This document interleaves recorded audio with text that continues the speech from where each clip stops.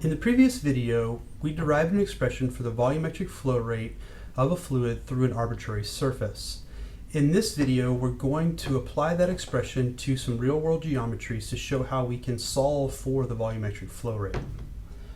So we're asked to consider the flow between two parallel plates and find that volumetric flow rate. We're given the geometric dimensions of the situation, and we're also given a mathematical expression for the velocity vector field. Okay? So you can think about this problem as, say, the flow between an air duct. So we have a rectangular air duct, we have a bottom plate and a top plate, we have flow moving in this direction, and we have a velocity profile that's like a parabola, where we have zero velocity at the top and bottom of the plate due to the no slip condition, and then some defined velocity that's defined by that mathematical expression between it. Okay? And we're again asked to solve for the volumetric flow rate. So to do that, what we do most often is write out our equation. So we know that our equation for the volumetric flow rate is Q is equal to the integral over the area of the velocity vector field dot dA tilde, or the differential area vector. Okay, and we've defined dA tilde as n hat, the normal to that surface, times dA. Okay, so the first thing we want to do is, since we're given the velocity vector field, we need to define dA. And it's pretty obvious the easiest way to define what our surface is going to be is we're going to define something that's perpendicular to the flow along the y plane that covers the distance between the two plates. Okay? And that's really the simplest thing to do when we want to calculate the flow rate. And so if we look at that in looking at it head on in cross section, we have something that looks like this. Okay, so we have a rectangle that we're looking at head on. The flow is coming out at us out of the board. Okay, and we know that the distance, the vertical distance here is 0.1 meters, right? But we're not given the width, and so what we'll do is we'll put in the variable w for that for now. We'll just keep that through this problem. Okay. So the next thing we need to do is define the differential area, since we've defined our surface. And if you recall from the previous video, I showed you how we could take a rectangular surface and we could just define a regularly spaced grid and divide it up into little dAs. However, in this situation, we know that the velocity is only a function of y, and we also know, because it's not given, that the width of the duct, w, is constant. Okay? So we can use those and only divide the area up vertically. So we can do something like this, where we define our dA as a little piece that extends all the way across that with w, define this as dy, and this is dA, giving us a dA that's equal to w dy. Now, when we plug this into our integral, we're going to end up with a single integral in the y direction. Okay?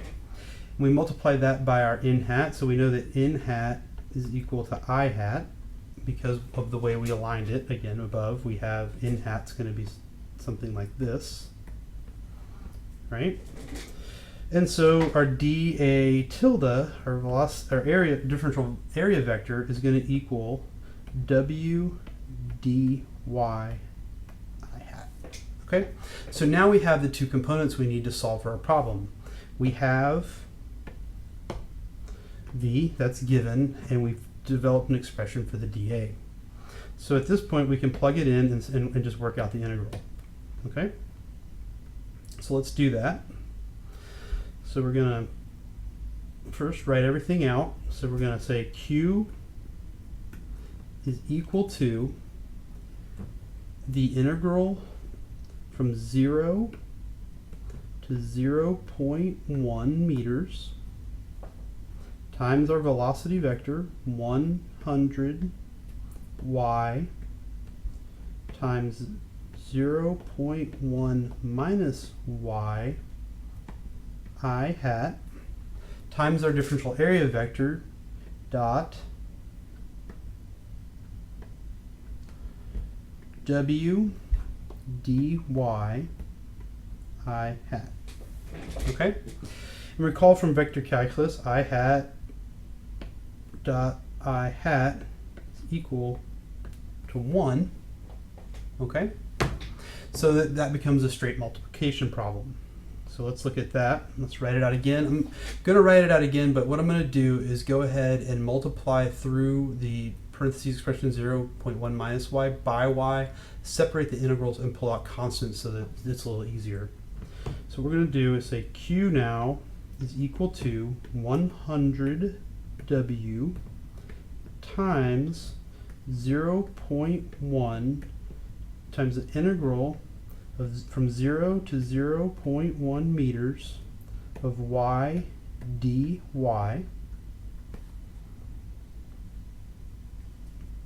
minus the integral from 0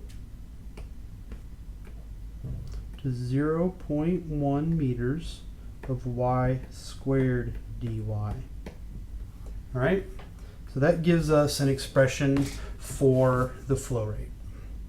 At this point, we have two integrals. They're simple integrals to perform, and we can just integrate and get the final expression. So q is going to equal 100w times 0.1 y squared over 2 evaluated at 0 and 0.1 meters minus y cubed over 3 evaluated at 0 and 0.1 meters. So there's our final solution, and then we can plug that in and get the numbers, and we get q equals 0.022 meters cubed per second. And that's our final answer. Right there. Okay? Before we conclude this video, I want to do the same problem, but with a different selection of the surface area that we're going to compute the volumetric flow rate through. Okay? So, in this case, we're going to look at a surface that is not perpendicular. In fact, that surface is going to be at an angle theta to the two plates. We're going to have a normal unit vector that points out in this direction in hat, and it's going to have a component here, dx, and then a vertical component dy, and this is now our surface area A. Okay? So, now we can define in hat is equal to the sine of theta I plus the cosine of theta j. Okay, so that's pretty straightforward, just trigonometry from the way we've set up our new area. Okay, what we want to do now is define the dA. So we're going to say dA is equal to w, because it's that same width, but now we need our dy, but our dy is going to be cast in terms of the area itself, and so this distance along here is not now just dy, it's going to be dy divided by the sine of theta, because it's this angle at that thing, at that angle theta. So it's dy divided by the sine of theta, right? So if we go back again, if this is dy in the vertical right here, the distance of our dA is going to be this, which is going to be dy divided by the sine of theta. Okay? So now let's form the dot product of the v with our in hat. So v tilde dot in hat. What is that going to look like? That's going to be 100y times 0.1 minus y I hat dotted with the sine of theta I plus the cosine of theta j. Right? And so when we take that dot product, the dot product of I and I is 1, the dot product of I and j is 0. So the cosine part falls out. So this goes away. And then it's straight multiplication on that after that. So we get this is equal to 100y times 0.1 minus y sine theta. Okay? So now let's plug all of that back into our expression for the flow rate. So we get Q is equal to the integral over the area of v tilde dot in hat dA. So if you notice, I did it slightly different this time. Plug those numbers in, get the integral from 0 to 0.1 of 100y times 0.1 minus y sine theta times w dy over the sine of theta. Okay? And what you see here is it's going to be exactly the same as our previous problem, because the sine here and the sine here are going to cancel out. And so we get an answer that's the same. And the volumetric flow rate in the channel is the same regardless of how we calculate it, which tells us that for a given geometry, we can pick the area that we want to calculate that flow rate across, and we can orient it however we want. We should end up with the same answer. Okay, so that's it for this example, and we'll see you next time.